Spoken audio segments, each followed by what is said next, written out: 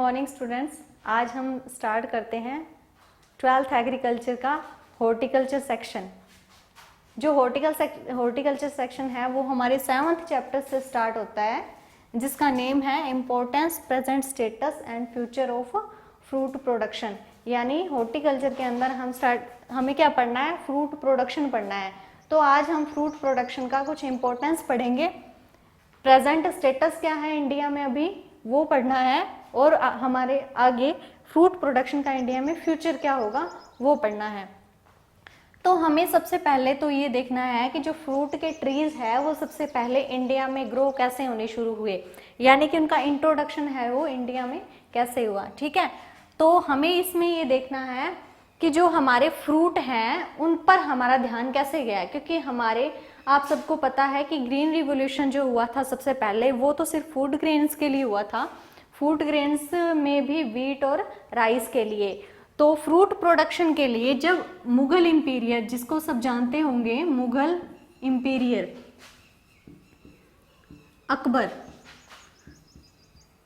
Mughal imperial जो अकबर था उन्होंने 1 लाख मैंगो ट्रीज लगाए थे। 1 लाख क्या लगाए थे, मैंगो ट्रीज। और कहाँ लगाए थे, दरभंगा डिस्ट्रिक्ट बिहार में, दरभंगा बिहार में। ठीक है, तो सबसे पहले जो मैंगो का इंट्रोडक्शन हुआ था वो किसके थ्रू हुआ था, अकबर के थ्रू। तो अगर क्वेश्चन पूछा जाए कि मैंगो ट्रीज के 1 लाख ट्री सबसे पहले किसने लगाए थे, तो किसने लगाए थे, मुगल इंपीरियर अकबर ने।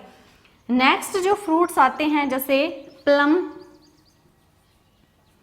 एवोकाडो, पाइनएप्पल, गुआवा, ये जो ट्रीज है ये भी किनके द्वारा लगाए गए थे, किसके द्वारा लगाए थे, किन्होंने लगाए थे ये ट्रीज, ये लगाए थे ट्रैवलर्स ने। ट्रैवलर्स ने यानी जो यात्री आते थे विदेशों से वो अपने साथ प्लम के, एवोकाडो के, पाइनएप्पल के, गुआवा के, इनके ट्रीज लेके आते थे, और वो इंडिया में, इंडिया के लोगों को उन ट्रीज का इंट्रोडक्शन दिया करते थे, इंडिया में वो ट्रीज लगाते थे। तो ये ट्रीज जो है स्टार्टिंग में सबसे पहले कौन लाया, यूरोपियन ट्रैवलर्स लाए। कौन लाए, यूरोपियन ट्रैवलर्स लाए। ठीक है, और मैंगो ट्री सबसे पहले कौन लाए, मुगल इंपीरियर अकबर। ये तो सारे विदेशी, ये सारे क्या है, विदेशी पौधे हैं। लेकिन जो इंडिया के नेटिव है वो कौन कौन से फ्रूट ट्रीज हैं, जो इंडिया के नेटिव है वो है बेर, ठीक है, बनाना, ओके, बेर है, बनाना है, ओनला है, बील है, ये इंडिया के नेटिव है। और ये क्या है, ये फॉरेन नेटिव है, और ये क्या है, ये यूरोपियन नेटिव है। हमें ये याद रखना है कि इंडिया में सबसे पहले कल्टीवेशन किनका स्टार्ट हुआ था, बेर का, बनाना का, ओनला का, बील का। ठीक है, इसके अलावा लहसुआ, ये भी इंडिया का नेटिव है। ठीक है, और मैंगो, मैंगो कौन लेके आया था, अकबर। और प्लम, एवोकाडो, पाइनएप्पल, गुआवा, इसके अलावा सैपोडिला, ये किसके नेटिव हैं, यूरोपियन ट्रैवलर्स इनको लेकर आए थे, यूरोप कंट्रीज के ये नेटिव है। ठीक है, ये हो गया हमारा थोड़ा सा इंट्रोडक्शन फ्रूट ट्रीज का। नेक्स्ट हम बात करते हैं फ्रूट ट्रीज की इंपॉर्टेंस की।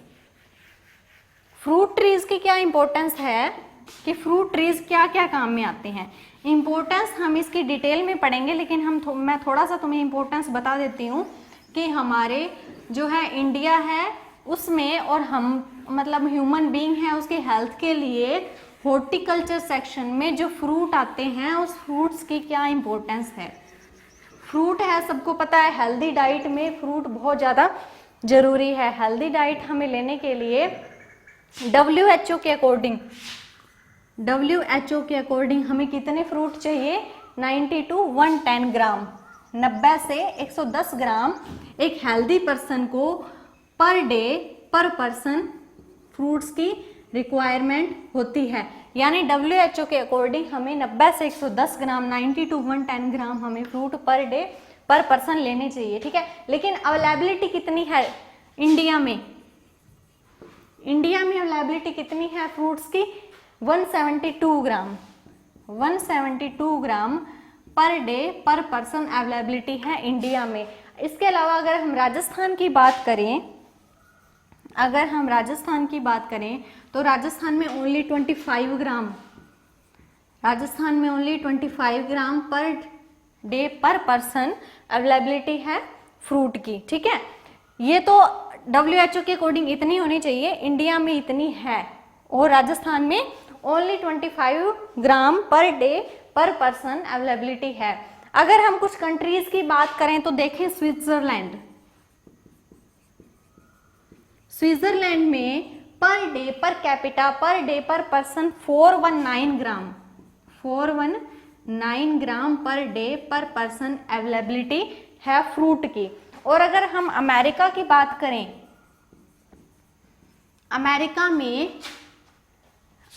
में अगर हम फ्रूट्स की बात करें तो 223 ग्राम पर डे पर पर्सन अवेलेबिलिटी है। यानी कि अगर हम देखें तो WHO के अकॉर्डिंग इंडिया में भी ओके, राजस्थान में नहीं है इतनी अवेलेबिलिटी जितनी होनी चाहिए, स्विट्जरलैंड में भी बहुत है 419 ग्राम और अमेरिका में 223 ग्राम पर डे पर पर्सन। इसका मतलब क्या है कि इंडिया में हमें फ्रूट प्रोडक्शन के लिए ध्यान देने की बहुत ज़्यादा ज़रूरत है, ठीक है। फ्रूट प्रोडक्शन के लिए एक टर्म आती है गोल्डन रिवॉल्यूशन, गोल्डन रिवॉल्यूशन। जैसे कि फूड ग्रेन के लिए, अनाज के लिए अगर हमें उत्पादन बढ़ाना है तो हम किस क्रांति के तहत उत्पादन बढ़ाने का प्रयास करेंगे? Green revolution. ग्रीन रिवॉल्यूशन जो कब आया था? 1966 1967 में आया था। लेकिन अगर हम फ्रूट्स के स्कोप में देखें, फ्रूट्स का जब हम प्रोडक्शन बढ़ाने का देखें तो फ्रूट्स का प्रोडक्शन बढ़ाने की जो बात है वो किस रिवॉल्यूशन में है, किस क्रांति में आती है? गोल्डन रिवॉल्यूशन में। किस में आती है? गोल्डन रिवॉल्यूशन में। गोल्डन रिवॉल्यूशन पूछा जाए कि गोल्डन रिवॉल्यूशन का क्या मतलब है, तो गोल्डन रिवॉल्यूशन का मतलब होता है फलों के क्षेत्र में, फ्रूट के क्षेत्र में इंडिपेंडेंस होना, ठीक है। अगर हम इसके फादर की बात करें, गोल्डन रिवॉल्यूशन के फादर कौन है, तो इनके फादर है डॉक्टर KL चड्ढा।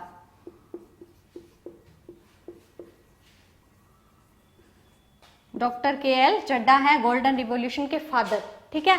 तो अब मैं थोड़ा सा गोल्डन रिवॉल्यूशन के बारे में बताती हूँ। ये सभी ध्यान रखना, ये जो मैंने इंपॉर्टेंट पॉइंट्स लिखे हैं, रिक्वायरमेंट कितनी चाहिए और अवेलेबिलिटी कितनी है, ठीक है। इसके बाद में गोल्डन रिवॉल्यूशन हमने स्टार्ट किया है। गोल्डन रिवॉल्यूशन में कब आया था ये गोल्डन रिवॉल्यूशन? फर्स्ट जो 3 ईयर प्लान थे, पहली जो 3 पंचवर्षीय योजना थी, फर्स्ट 3 ईयर प्लान में अटेंशन नहीं दिया गया फ्रूट प्रोडक्शन पे। क्यों? फर्स्ट 3 ईयर प्लान जो पहली 3 पंचवर्षीय योजना थी, फर्स्ट 3 ईयर प्लान, उस टाइम इंडिया के लोगों का जो ध्यान था, जो अटेंशन था, वो फूड ग्रेन की तरफ था, ठीक है। फूड ग्रेन की तरफ था तो हमने क्या किया, फ्रूट प्रोडक्शन पे इतना ध्यान नहीं दिया और हमें ये भी नहीं पता था कि हमारे हेल्थ के लिए जो फ्रूट है वो क्यों जरूरी है, किस लिए जरूरी है। लेकिन उस टाइम हमारे यहाँ पे क्या था, फूड ग्रेन भी इतना नहीं था कि हम फूड ग्रेन पर भी इंडिपेंडेंट हो सके, ठीक है। तो फर्स्ट 3 ईयर प्लान में अटेंशन नहीं दिया गया। फिर कब दिया गया? फोर्थ 5 ईयर प्लान में। फोर्थ 5 ईयर प्लान, चौथी पंचवर्षीय योजना में गोल्डन रिवॉल्यूशन की तरफ ध्यान दिया गया और फोर्थ 5 ईयर प्लान में क्या हुआ? गोल्डन रिवॉल्यूशन स्टार्ट हुआ। गोल्डन रिवॉल्यूशन स्टार्ट हुआ, ठीक है। कब स्टार्ट हुआ? फोर्थ 5 ईयर प्लान में, ठीक है। तो अब एक टर्म आती है ऑल इंडिया इंटीग्रेटेड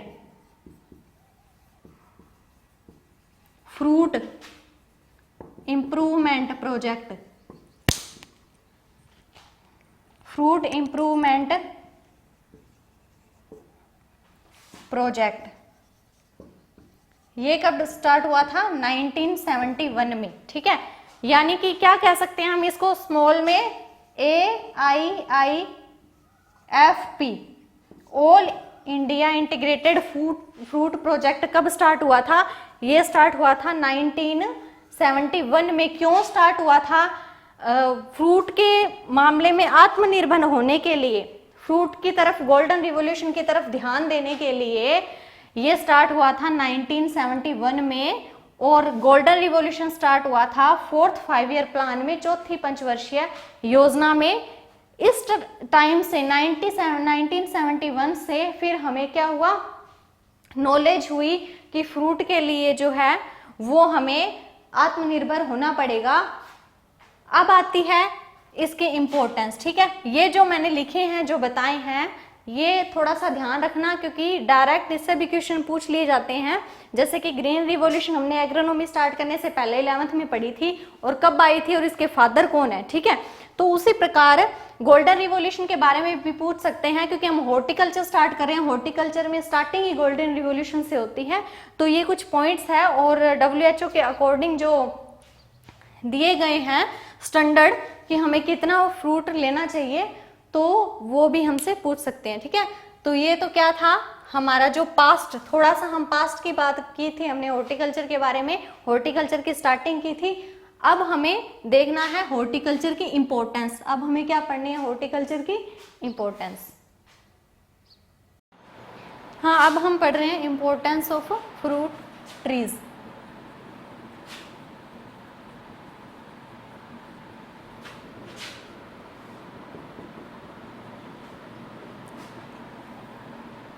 इम्पोर्टेंस पढ़ रहे हैं हम फ्रूट ट्रीज की। तो सबसे पहले हम पहले जो इम्पोर्टेंस है, फर्स्ट इम्पोर्टेंस है, वो हम पढ़ेंगे किस पर? हमारे हेल्थ पर, ठीक है।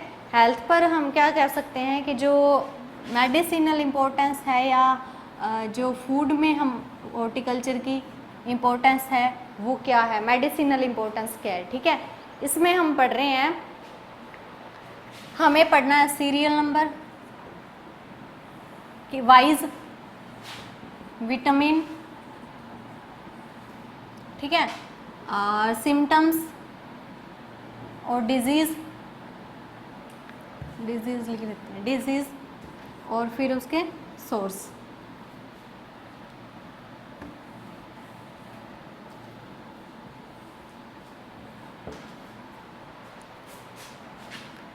फर्स्ट हमें जो विटामिन पढ़ना है वो विटामिन है, जो फर्स्ट हमें विटामिन पढ़ना है वो है विटामिन ए। विटामिन ए, इसे हम क्या बोलते हैं? कैरोटीन। कैरोटीन जो विटामिन ए है, उसकी कमी से पहले तो हमें डिजीज देखनी है। उसकी कमी से डिजीज होती है night blindness. Night blindness disease है जो, उसमें क्या होता है? वो आंखों की डिजीज होती है। ज़्यादा अंधेरे में और कम अंधेरे में हमें कलर पहचानने में प्रॉब्लम होती है, ठीक है। और विटामिन ए के जो सोर्स हैं वो किस में होते हैं? ज़्यादा येलो फ्रूट्स में। येलो फ्रूट्स कौन कौन से होते हैं जिससे हमें विटामिन ए की जो कमी है वो पूरी हो जाती है? Mango, papaya, jackfruit, avocado. क्या? Mango, papaya, jackfruit, jackfruit बोलते हैं कटहल को, जैक फ्रूट और एवोकाडो। ये जो फ्रूट है इससे क्या होता है? विटामिन ए की कमी पूरी हो जाती है। इसे हम विटामिन या मिनरल इंपॉर्टेंस भी बोल सकते हैं, विटामिन इंपॉर्टेंस, ठीक है। सेकंड नंबर पे जो है हमें पढ़ना है vitamin B1 thiamine, vitamin B1 जिसे हम क्या बोलते हैं? थायमिन। थायमिन की कमी से, विटामिन B1 की कमी से बेरी डिजीज हो जाती है। और बेरी डिजीज में आप सब लोग जानते हैं क्या होता है? लॉस इन एपेटाइट, भूख में कमी हो जाती है, ठीक है। बेरी डिजीज में क्या होता है? भूख में कमी हो जाती है, लॉस इन एपेटाइट। जब भूख में कमी होगी तो वेट भी कम होगा, ऑटोमेटिकली वेट कम होगा, भूख में कमी हो जाएगी तो हम लिथार्जी हो जाएंगे, आलसी हो जाएंगे, ठीक है। वेट में कमी आ जाएगी, माल न्यूट्रिशन हो जाएगा, कुपोषण हो जाएगा। तो बेरी जो रोग है उसकी जो कमी को पूरी करने वाले हैं वो आलमंड है, और केशू है, और बनाना है, पपाया है, ठीक है। लिख देती हूँ, आलमंड, केशु, यानी याद रखना कि आलमंड और केशु में सबसे ज़्यादा विटामिन B1 होता है। इसके अलावा पपाया, पाइनएप्पल, पपाया और pineapple.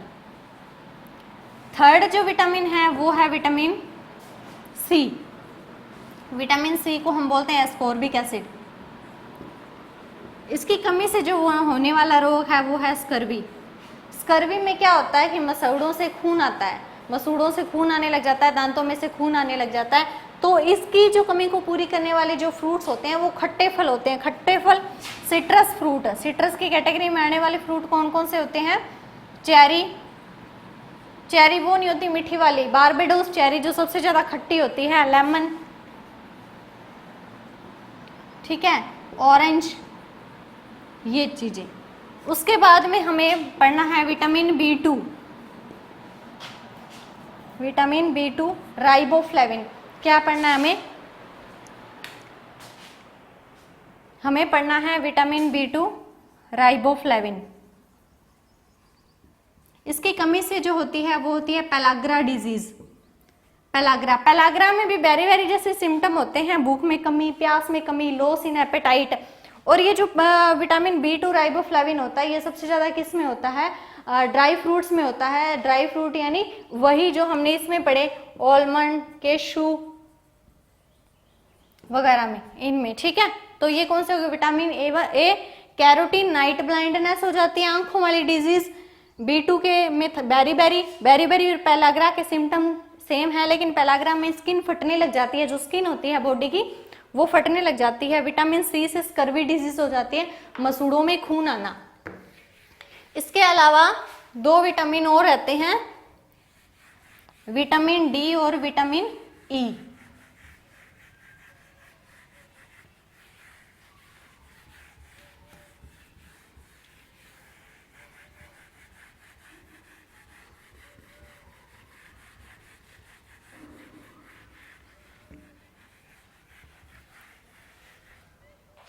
Vitamin D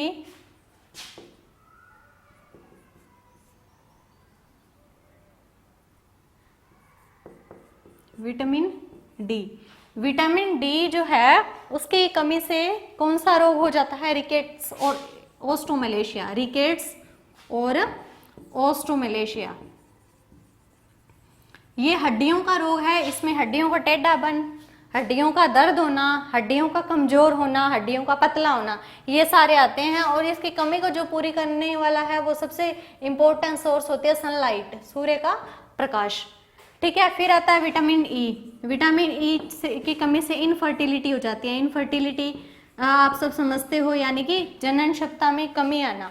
vitamin E के जो सोर्सेस है वो कौन कौन से हैं? विटामिन ई के सोर्स सबसे ज्यादा विटामिन ई होता है आलमंड में, चीकू में और जैक फ्रूट में, ठीक है, इनमें होता है विटामिन ई। तो ये हमने विटामिन इंपॉर्टेंस पढ़ी। विटामिन इंपॉर्टेंस कंप्लीट होने के बाद में अब हम पढ़ते हैं मिनरल। और मिनरल इनमें कौन कौन से होते हैं? फ्रूट्स में ये तो सब होते हैं विटामिन, इनकी कमी से जो ये रोग है होने वाले इनसे हम बच जाते हैं। इसके अलावा मिनरल जो होते हैं वो होते हैं iron, calcium, phosphorus, magnesium, iron, phosphorus, magnesium, calcium, ठीक है। आयरन होता है वो सबसे ज्यादा किस में होता है? आयरन सबसे ज्यादा होता है एप्पल में, ठीक है, आयरन। फास्फोरस सबसे ज्यादा होता है आलमंड में, मैग्नीशियम सबसे ज्यादा होता है ग्रेप्स में, और जो कैल्शियम है वो वैसे तो मिल्क वगैरह में होता है, लेकिन अगर हम बात करें तो केशु में, चिक्कू में, इनमें कैल्शियम ज्यादा होता है, ठीक है। तो ये कुछ मिनरल्स हैं जो हमारी बॉडी को हेल्दी और फिट बनाने के लिए जरूरी है। तो ये हमने मिनरल और विटामिन इंपॉर्टेंस पढ़ी। नेक्स्ट जो सेकंड इंपॉर्टेंस है,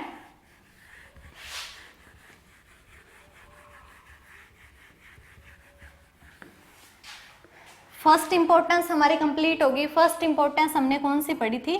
vitamin and mineral importance. Second importance है मेडिसिनल इंपॉर्टेंस। मैं सारी लिख देती हूँ, फिर वन बाय वन एक्सप्लेन कर देंगे। Mineral importance. जो थर्ड इंपॉर्टेंस है मिनरल इंपॉर्टेंस के बाद में, वो है रिलीजियस इंपॉर्टेंस। रिलीजियस इंपॉर्टेंस के बाद में है इंडस्ट्रियल इंपॉर्टेंस। इंडस्ट्रियल इंपॉर्टेंस के बाद में है इन्वायरमेंटल इंपॉर्टेंस। इन्वायरमेंटल इंपॉर्टेंस के बाद में है economical importance. Economical importance. Vitamin और मिनरल इंपॉर्टेंस के लिए हमें वो टेबल याद रखनी है। मेडिसिनल जो इंपॉर्टेंस है उसमें आता है कि ये जो फ्रूट्स वगैरह है इनसे कौन कौन सी डिजीज तैयार होती है। तो ये हम सब लोग जानते हैं कि च्यवनप्राश तैयार करने के लिए हमें क्या चाहिए, आंवला, त्रिफला, बहरा, बहरडा जिसे हम बोलते हैं हिंदी में। तो ये सब चाहिए हमें च्यवनप्राश के लिए, और ये सब क्या है, फ्रूट ट्रीज है। इसके अलावा मेडिसिनल इंपॉर्टेंस में जो भी दवाइयाँ बनती है उनमें बहुत सारी जड़ी बूटियाँ यूज होती है। मेनली फ्रूट्स यूज होते हैं। फ्रूट्स किस में यूज होते हैं, जो हमें स्टेमिना के लिए दवाइयाँ जरूरी होती है, जो कैल्शियम प्रोवाइड करने के लिए हम दवाइयाँ लेते हैं, जो आयरन के लिए हमें दवाइयाँ लेते हैं। मेनली उसमें क्या क्या क्या मिलता है हमें, उसमें अनार होता है। अनार का जूस से हमें सबसे ज़्यादा हीमोग्लोबिन लेने के लिए अनार का यूज होता है। मेडिसिनल इंपॉर्टेंस में कैल्शियम के लिए इंपॉर्टेंस होता है, ठीक है, ड्राई फ्रूट का। तो मेडिसिनल इंपॉर्टेंस है इसकी च्यवनप्राश बनाने में, दवाइयाँ बनाने में, ठीक है। इसके अलावा रिलीजियस इंपॉर्टेंस, जो तुम लोग जानते हो, धार्मिक महत्ता। धार्मिक महत्ता इसकी क्या है कि हम कोई भी धार्मिक कार्य करते हैं, फ्रूट ट्रीज उसमें जरूर होते हैं। जैसे कि हमारे घर पे कोई भी रिलीजियस काम है, कोई भी धार्मिक काम है, तो उसमें हमें क्या चाहिए, मैंगो, आम की लकड़ियाँ चाहिए हवन के लिए, ठीक है। इसके अलावा हमें क्या क्या चाहिए, बनाना चाहिए, जिसे हर एक धार्मिक महत्व के लिए बहुत इंपॉर्टेंट ट्री है बनाना। कोकोनट बहुत इंपॉर्टेंट ट्री है, ठीक है। कोकोनट हम कोई भी धार्मिक जब कार्य शुरू करते हैं सबसे पहले नारियल चढ़ाया जाता है। किसी भी देवी देवता की पूजा अर्चना करते हैं, बनाना उनके लिए चढ़ाया जाता है, ठीक है। मैंगो की लकड़ियाँ, मैंगो के पत्ते किसके लिए, हवन सामग्री के लिए काम में लिए जाते हैं। इसके अलावा रिलीजियस व्यू, जैसे कि लॉर्ड शिवा, शिव जी की पूजा करने के लिए हमें बेलपत्र की पत्तियां चाहिए। यानी कोई भी धार्मिक कार्य है वो बिना फलों वाले पौधों के शुरुआत ही नहीं होती है। इसके बाद में इंडस्ट्रियल यानी कि जो भी इंडस्ट्री है हॉर्टिकल्चर से रिलेटेड, जैसे फूड प्रोडक्शन की जो इंडस्ट्री है, जिसमें हमें आजकल हर एक चीज़ें पॉलीथीन में पैक्ड आने लगी है, डिब्बों में पैक आने लगी है, तो उसके लिए हमें क्या चाहिए, फ्रूट्स चाहिए। एग्जाम्पल बता देती हूँ मैं तुम्हें, जैसे कि फाइबर के लिए, फाइबर इंडस्ट्री है, फाइबर इंडस्ट्री के लिए हमें क्या चाहिए, बनाना चाहिए, ठीक है। इसके अलावा हमें और जैसे इंडस्ट्रीज होगी, जैसे कि इंडस्ट्री में बताती हूँ जहाँ जैम जेली वगैरह बनती है फ्रूट्स से, जैम जेली केचप सॉस जहाँ तैयार किए जाते हैं इंडस्ट्रीज में, तो वहाँ हमें जैम के लिए चाहिए एप्पल, जेली के लिए चाहिए अमरूद, केचप तैयार करने के लिए हमें चाहिए टमाटर। तो ये सारी चीज़ें अगर हमें, ये रॉ मटेरियल है इंडस्ट्री का, किसी भी इंडस्ट्री जो हॉर्टिकल्चर से रिलेटेड है उसका रॉ मटेरियल है। इसके बाद में इन्वायरमेंटल तो सब लोग जानते ही हो कि चाहे हॉर्टिकल्चर के पौधे हों चाहे कोई भी पौधे हों, उनसे इन्वायरमेंट शुद्ध होता है। कैसे होता है, वो हमें ऑक्सीजन प्रोवाइड करते हैं, ठीक है, और कार्बन डाइऑक्साइड लेवल कम करते हैं, लैंड इम्प्रूवमेंट करते हैं, सॉइल की फर्टिलिटी बढ़ाते हैं, लैंड इरोजन को रोकते हैं। इसके बाद में इकोनॉमिकल इंपॉर्टेंस क्या आती है, लेबर रिक्वायरमेंट। जहाँ फसली जो पौधे होते हैं, अनाज वाले पौधे होते हैं, जहाँ लेबर कम चाहिए, उसकी तुलना में हॉर्टिकल्चर वाले पौधों को संभालने के लिए, गार्डन को संभालने के लिए 4 से 6 गुना ज़्यादा लेबर चाहिए। कितनी चाहिए, 4 to 6 टाइम्स मोर लेबर चाहिए अनाज वाली फसलों की तुलना में। तो लेबर की जो रिक्वायरमेंट है वो भी हॉर्टिकल्चर में ज़्यादा होती है। इसका मतलब क्या है कि अनएम्प्लॉयमेंट की समस्या को ये दूर करता है, इकोनॉमिकल इंपॉर्टेंस इसकी बढ़ जाती है। इसके अलावा थोड़ा इंडिया में देखें इकोनॉमिकल इंपॉर्टेंस क्या है।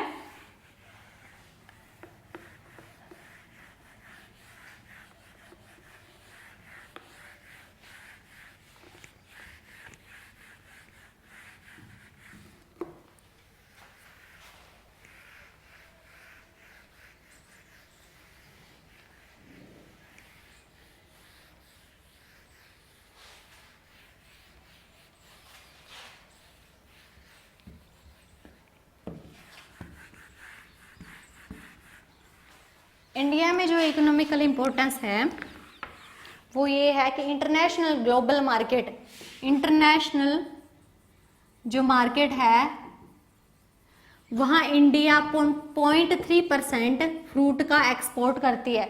दूसरे देशों में 0.3% इंडिया क्या है, फ्रूट्स है वो भेजती है। इंडिया के पूरी ग्लोबल इंटरनेशनल मार्केट है उसमें ओनली फ्रूट्स का शेयर कितना है, 0.3% का, ठीक है। उनमें से भी 0.3% ये 100% फ्रूट का है, ठीक है। इसमें 60%, इस 0.3 में भी 60% ओनली मैंगो और ग्रेप्स, मैंगो और ग्रेप्स हैं वो एक्सपोर्ट होते हैं इंडिया से बाहर के देशों में।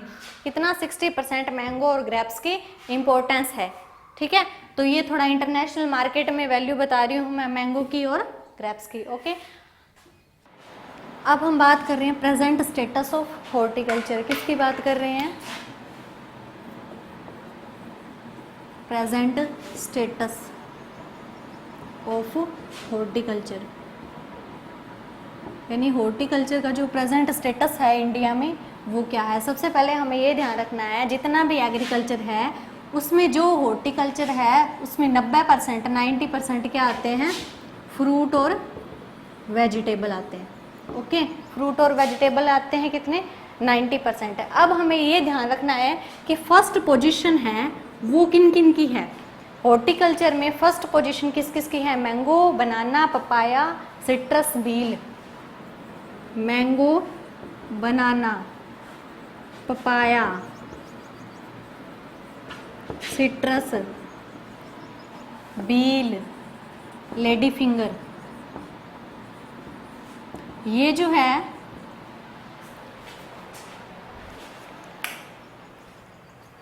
हॉर्टिकल्चर में 90% फ्रूट और वेजिटेबल आते हैं। और अपने इंडिया में इंडिया में जो फर्स्ट रैंक है वो किन की है, मैंगो की, बनाना की, पपाया की, सिट्रस की, बील की, लेडीज फिंगर की, इन सब की फर्स्ट रैंक है, ठीक है। अब ऑल ओवर इंडिया की अगर बात करें, ऑल ओवर इंडिया की अभी का प्रेजेंट स्टेटस बता रही हूँ, ऑल ओवर इंडिया में जो वर्ल्ड में, ऑल ओवर वर्ल्ड में इंडिया की जो रैंक है, ऑल ओवर वर्ल्ड में India stands second rank in fruit and vegetable, यानी ऑल ओवर जो वर्ल्ड है पूरे विश्व के अंदर इंडिया की दूसरी रैंक है फलों और सब्जियों में। पूरा विश्व में फल और सब्जियों में इंडिया कौन से नंबर पे आता है, सभी देशों में सेकंड नंबर पे आता है। इसके अंदर भी जो मैंगो है उसका फर्स्ट कंट्री, मैंगो में पहले स्थान पर कौन सा देश आता है, इंडिया। मैंगो में फर्स्ट रैंक पे कौन सा देश आता है, इंडिया।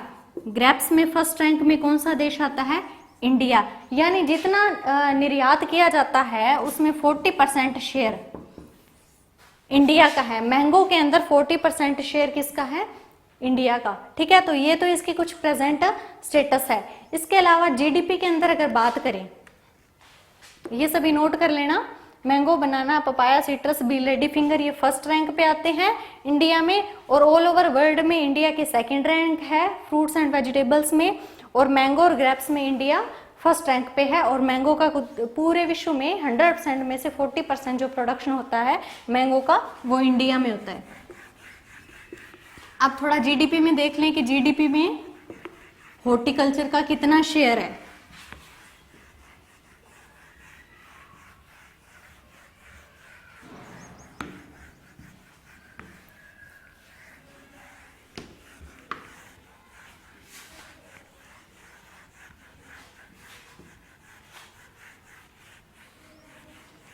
जीडीपी के अंदर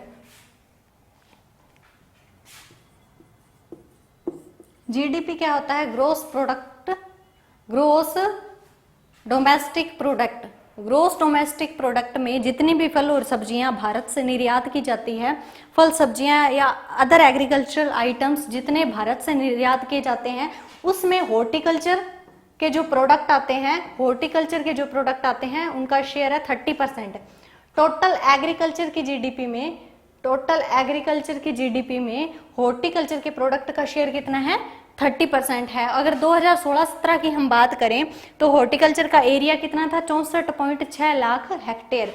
2016 के अंदर हॉर्टिकल्चर का एरिया कितना था, 64.6 लाख हेक्टेयर, 64.6 लाख हेक्टेयर। ये किसका एरिया था, हॉर्टिकल्चर का। कब था, 2016 में।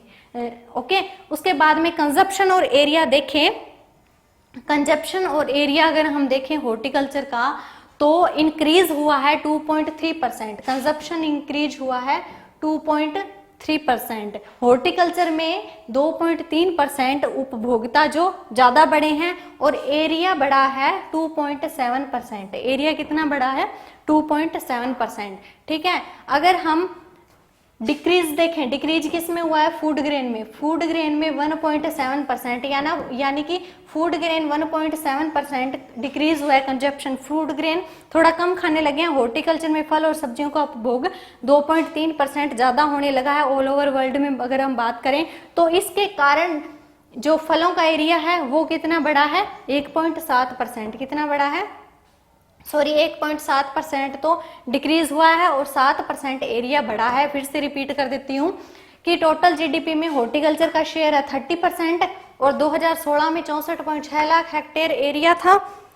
और इसमें अगर कंजप्शन की बात करें हॉर्टिकल्चर में, हॉर्टिकल्चर का जो कंजप्शन है वो 2.3% बढ़ा है। इसकी वजह से एरिया 2.7% बढ़ा है। फूड ग्रेन डिक्रीज हुआ है 1.7% और हॉर्टिकल्चर का एरिया इसकी तुलना में बढ़ा है 7% ज्यादा। ठीक है, ये तो है प्रेजेंट स्टेटस हॉर्टिकल्चर का। अब हम फ्यूचर स्टेटस देखें, फ्यूचर क्या है हॉर्टिकल्चर का। जीडीपी में हॉर्टिकल्चर का शेयर कितना है टोटल एग्रीकल्चर प्रोडक्ट में, 30%।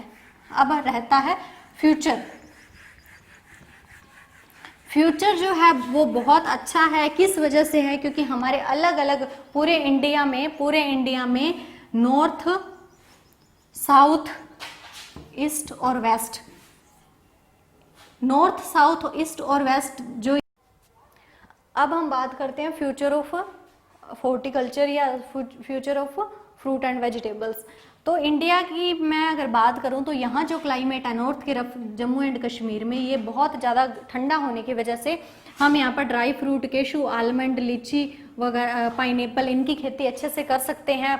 ईस्ट की तरफ बहुत ज़्यादा रेनफॉल और बहुत अच्छा क्लाइमेट होने की वजह से हम जैसे कि चीकू हुआ, ठीक है, गुआवा हुआ, इन सब की कर सकते हैं। वेस्ट रीजन थोड़ा सा गर्म और उष्ण होने के कारण हम यहाँ ओनला हुआ, ठीक है, डेट पाम हुआ, ठीक है, सिट्रस फ्रूट हुए, इनका कल्टीवेशन अच्छे से कर सकते हैं। और साउथ के एरिया में हम क्या कर सकते, किसका कल्टीवेशन कर सकते हैं, कोकोनट, लीची,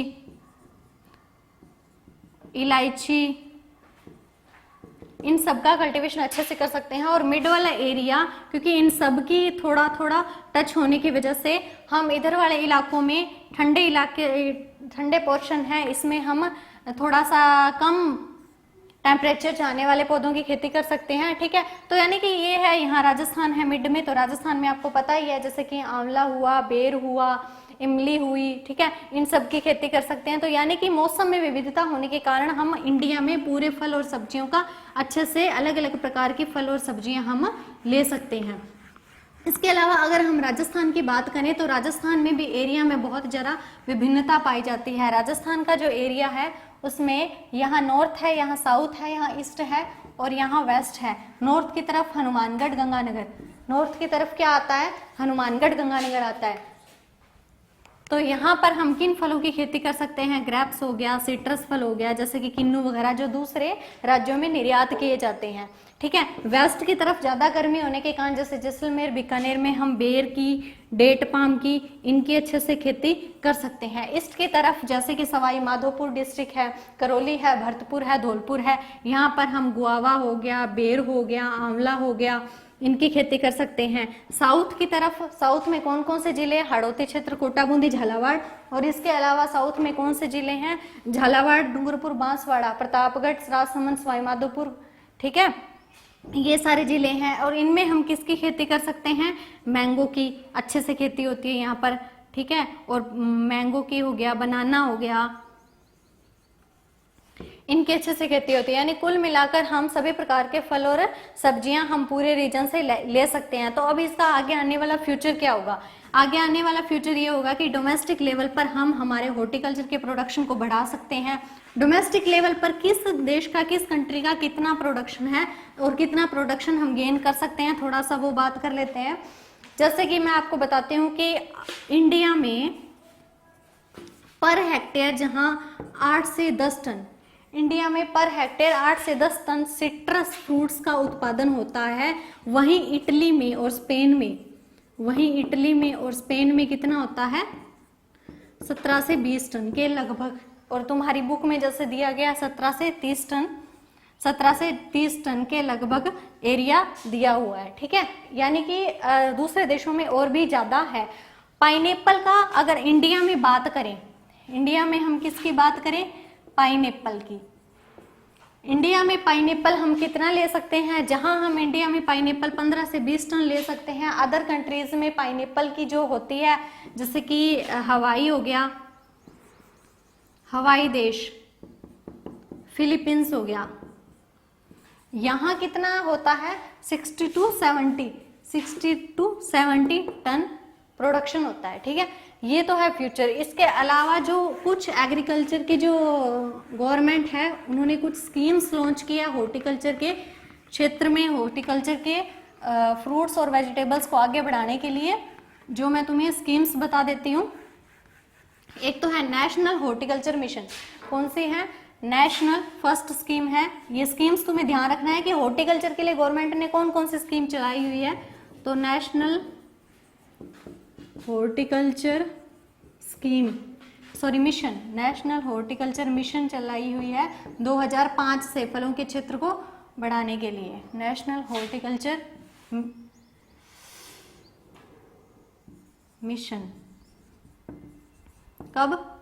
2005 में।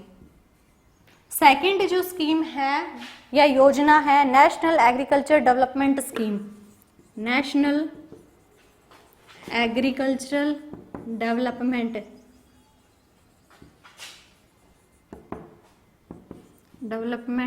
स्कीम। ये कब चलाई थी? 2006 में। कब चलाई थी? 2006 में, ठीक है। आगे जो तीसरी स्कीम है जो हॉर्टिकल्चर के क्षेत्र में भारत सरकार के चलाई हुई है, वो नेशनल एग्रीकल्चर मिशन।